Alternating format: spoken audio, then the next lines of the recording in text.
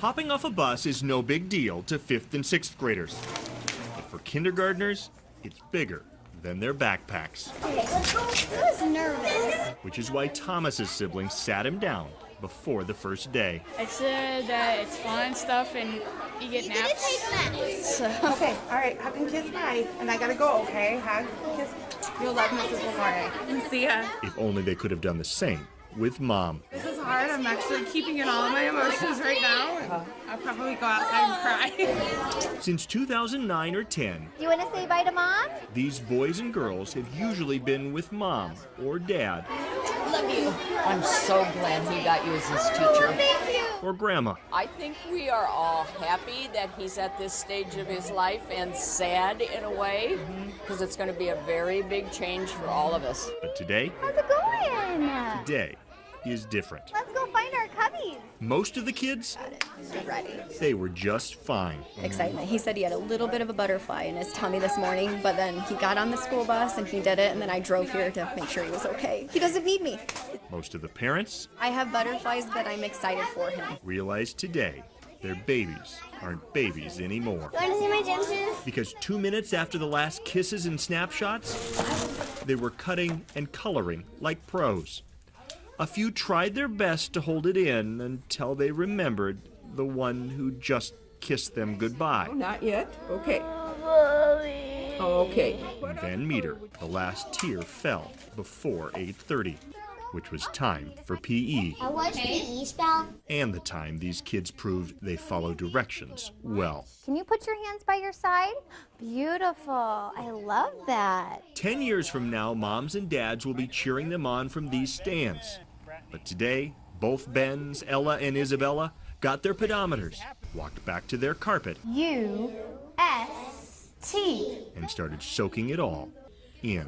And you're going to learn all these things in kindergarten. It's going to be a happy day. Eric Hanson, KCCI 8 News, Ella, nice job. Good job, Ben. Iowa's news leader. Isabella, looking great. Nice job. Singers will tell you a good choir can get a pitch, Let's see what you got. stand tall, and preach. At Des Moines Roosevelt, It's a family, and it's a learning experience. Bridges to Harmony preaches community. Like, we all look out for each other, we know each other, we rely on each other. And James McNear Music is the vehicle. is driving the bus. I try to teach lessons of life really more than music at times. For 11 years, he's convinced kids who thought singing's for the birds they can walk into his choir room and be surrounded with support, leaving their problems at the door. And you can see despair in a child. At least I know now how to recognize it. Because when he was a teenager here, When I got off the bus and crossed the street, I already saw the circle. those same problems surrounded him every morning. They're here waiting, and we're talking 25, 30 kids. It was outside Harding Middle School. Immediately, everybody would be around me, you know? And so I just take my book back off, drop it, and basically just stand there. They'll get on top of you, scratch your face, stuff like that.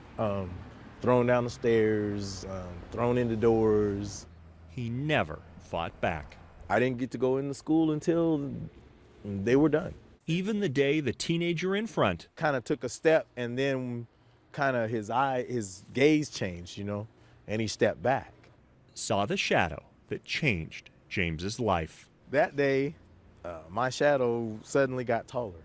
Andre Brooks was not James's friend. The way he looked, his face, him cowing down. But after watching him become a daily punching bag, the big teenager walked up with the sun at his back. I said, okay, we got to stop all of this. It's got to stop. And so I just stepped in and changed things. Like I said, I'm 55 years old, and I'm still talking about this.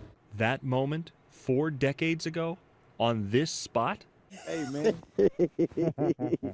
I love you, man. did not create an instant friendship. To this day, I don't know why he did it. I believe God was involved. But they do believe it altered their paths. Just rubbing shoulders with him, that affected my life and changed my life and sent me on another course as well. Pastor Andre now leads a congregation that meets here at Harding Middle School, where he preaches love. I know how much you look at me, but you don't understand the level that I look at you and how much I love you and respect you. Wow. And Mr. McNear? He's teaching us leadership. He's preaching too, that standing up can change a life, and that you can find your way out of a circle. First of all, talk to somebody. Don't carry it around. Talk to somebody. And most of all, look yourself in the mirror every day and tell yourself that you matter, because you do. And it does get better. It does. I'm living proof that it gets better. Mr. McNear knows bullying still happens at school, but it's even worse on social media because it follows you home. If you need help, you can find it at our website, kcci.com. Eric Hanson, KCCI 8 News, Iowa's news leader. For patients, one night in the ICU is one night too many. This is the worst time of their lives. The guy in room 5 only knows he's somewhere in the triple digits. It's a genetic disease that I possess. Sean Norman is 28. He was a kid when doctors first said Noonan syndrome. It can make you tired, it can make you weak. It can make you face death. It's all heart related. It's very complicated.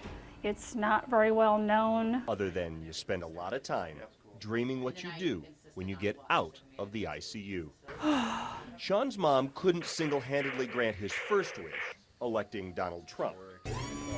But a couple paramedics helped her with another, busting him out right past the whiteboard where his big goal still read, get out of here to see Star Wars. That's kind of been a goal of his. Every time he starts feeling down or whatever, we point at the board, go, hey, we got to get out. We got a couple more days. We're getting close. Saturday morning, just after sunrise, I'll see you up there, okay? Sean got a chauffeured ambulance ride to Ankeny's Springwood 9, where they'd reserved one entire theater for the guy who was living, it seemed, to see this movie. Star Wars was his anchor, his drive. It's gotta get to see Star Wars. Tell me when. Yeah? Okay.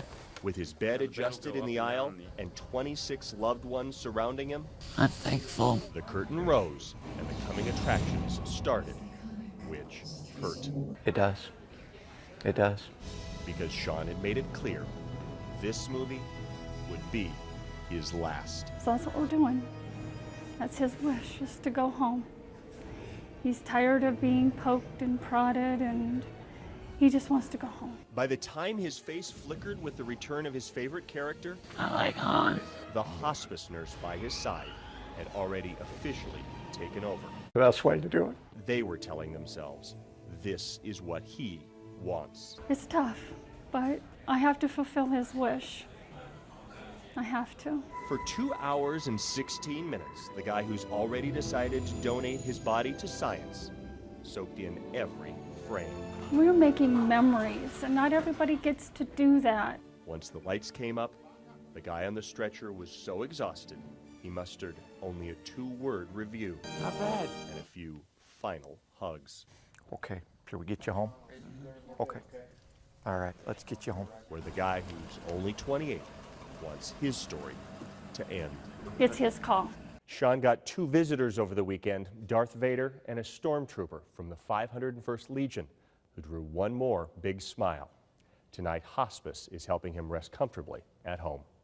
Eric Hanson, KCCI 8 News, Iowa's news leader.